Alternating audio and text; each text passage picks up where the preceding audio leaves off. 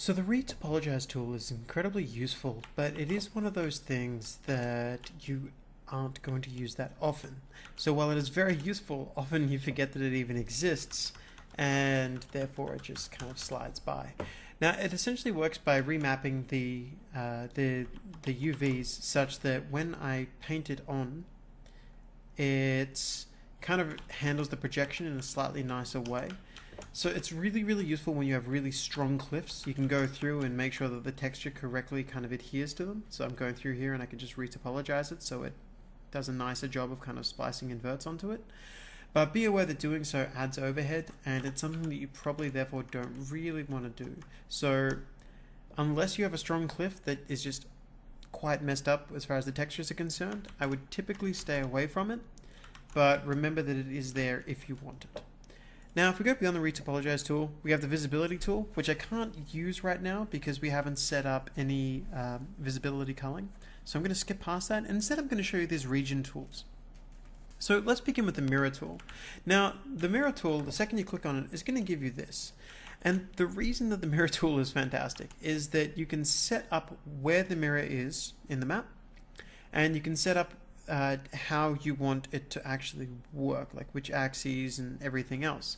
But what that means is that if I go to sculpt and I've got the mirror tool, I can now hit apply, and you'll see that we've just created a map that, if I was making a capture the flag map, for instance, would be perfectly mirrored. So see, the environment has just been flipped. So in this case, it's copying -x to +x.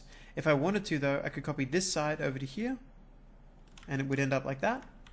Alternatively, if we wanted to, we could do some kind of interesting stuff. So you can do rotate -x to x, which gives you this. So that has been kind of rotated around to here instead of just mirrored. And these are all, fantastic for different kinds. And again, I can do this on the y-axis too. So I could drop this over here. But these are the kind of things that are very useful if you're doing team-based games and you need to ensure that both sides of your landscape are going to match. Now, apart from the mirror tool, there's a really, really useful copy-paste functionality kind of built in. If I get my copy paste tool and I was to start selecting a region, what I'm able to actually do is grab something and then move it to anywhere else that I want to. Now, to do this, you need to first use your selection tool. So I'm going to just use this to quickly paint in a selection. If I now hit Control C, you can see that it's done a selection and copied this area that I've just selected. It's automatically, upon hitting Control C, returned me to the copy paste tool. And if I want to, I can now actually copy the data to the gizmo. It is done. I now want to fit the gizmo to values in a selected region. So if I get this and I put this over here, I can now hit paste. So either Control V or I can click it over there. But you can see that it's now given me that as a tool. So if I hit Control Z, and I'm going to go back into editor mode, I had gameplay enabled. You can see that upon hitting Control C, it's done this. So I'll go through that one more time so you can see. I go to selection. I'm going to I'm going to select what it is. I'm just going to quickly do a shift select because I don't actually want any of that stuff there. Let's say that we wanted to copy this little mountainy hill here. We wanted to put another one of these elsewhere on the map.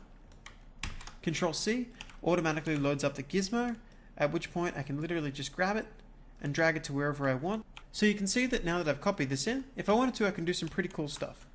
Instead of going paste mode and setting this to both, if I hit raise, this will now only raise it up above the polys that are currently there.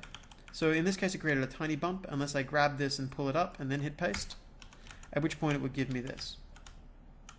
Again, the same thing could be done to lower. So if I wanted to, I could get this and drop it to here, hit paste, and it's only going to drop in the dips. It won't add any of the raised height. This is going to be more obvious if I was to get this and move this over to here, which is a flatter, expansive land. I've got this, I'm going to pull it down to about there. Now you can see that there's meant to be a hill, but upon pasting it, there's no hill, there's only the dips that were around the hill. So again, really useful. If you create a cool mountain that you feel like you could rotate in 12 different ways, it's a great way to start. Now, with the copy and paste tool covered, it's time for us to start looking at some of the other tools that we have. And that means that we've actually got to go into the paint section and start looking at how we can set up materials that actually work for us. So we don't want to just focus on the simple painting tools, we really want to get into the more interesting and complicated stuff. That said, we're going to start with the most basic environment that we can, and we'll work up from there. So the next lesson is going to be an introduction to landscape painting.